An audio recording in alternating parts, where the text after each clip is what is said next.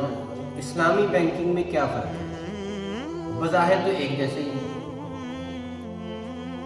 تو اس سلسلے میں تو بڑی تفصیل ہے، لیکن مختصر سے یہ بات ذہن میں رکھیں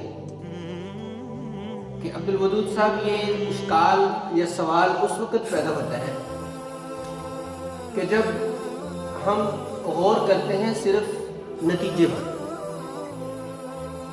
جو طریقہ کار ہے، جو پروسیس ہے، اس پہ ہماری نظر نہیں ہوتی۔ اس لیے ہم کہتے ہیں کہ یہ سب ایک جیسے ہی ہیں۔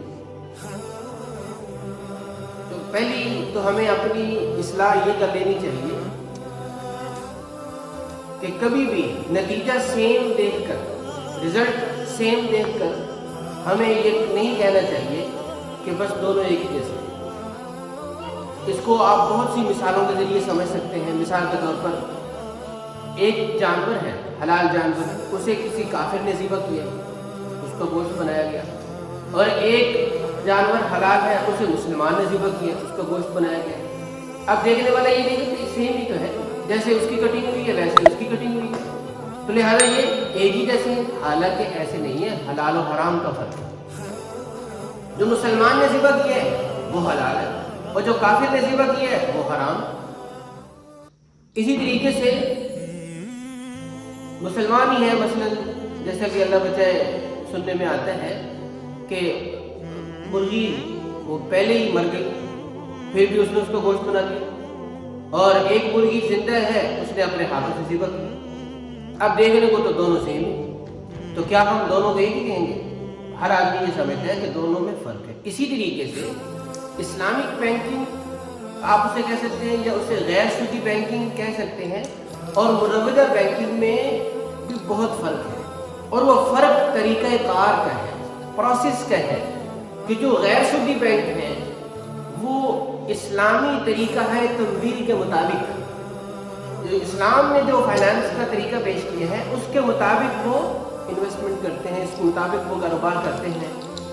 اور جو دوسرے ہیں عام بینک، تو وہ اپنے طریقہ کار میں اسلامی تعلیمات کو پیش نظر نہیں رکھتے۔ آپ ایک بنیادی سی بات یہ ذہن میں رکھ سکتے ہیں کہ ایک عام بینک کے پاس جب کلائنٹ آتا ہے اور وہ آگے یہ کہتا ہے کہ جی مجھے لون چاہیے، میں نے ٹریکٹر لینا ہے، میں نے یہ کرنا ہے، میں نے وہ کرنا ہے، میں نے گاڑی لینی ہے، یا میں نے اپنے اس کی فیکٹری کے لیے، کارخانے کے لیے خام مال لینا ہے، تو مجھے لون چاہیے، تو عام بینک کیا کرے گا؟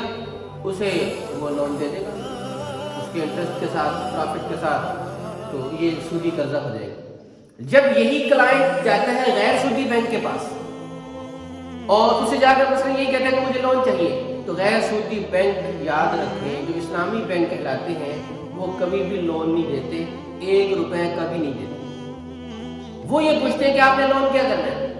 اب مثال کے طور پر یہ کہے کہ میں نے گاڑی خریدنی ہے، تو بینک یہ کہے گا کہ ٹھیک ہے، ہمارا نمائندہ آپ کے ساتھ جاتا ہے، شو روم پہ جا کے آپ گاڑی پسند کر لیں، تو وہ گاڑی بینک خرید لیتا ہے۔